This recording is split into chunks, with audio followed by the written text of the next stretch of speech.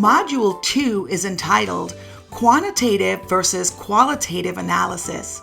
Generally speaking, quantitative analysis involves looking at the hard data, the actual numbers. Qualitative analysis is less tangible. It concerns subjective characteristics and opinions, things that cannot be expressed as a number.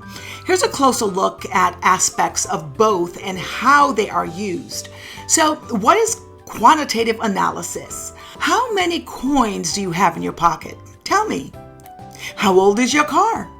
What's your height and weight? Those are simple examples of using quantitative traits. Each can be expressed as a number. In business or social sciences, quantitative analysis uses such traits to create data sets that managers can consider when making strategic decisions. Examples of this would include the following. Using web traffic data to identify what areas of a website are most frequently visited. Using services such as Google Analytics to determine what search terms most commonly used to lead customers to your website. Okay, what is qualitative analysis? Well, in business and social science, we use qualitative analysis to assess situations where hard numbers are impossible.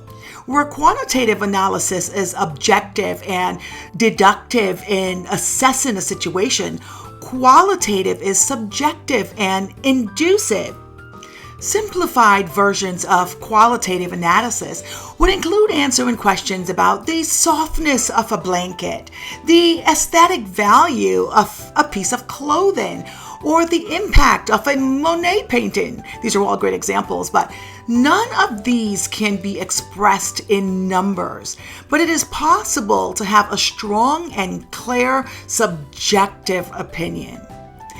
In this upcoming lesson, the student should be able to differentiate between qualitative and quantitative analysis. Explain the basic concepts of describing data numerically and calculate the mean for a given data set.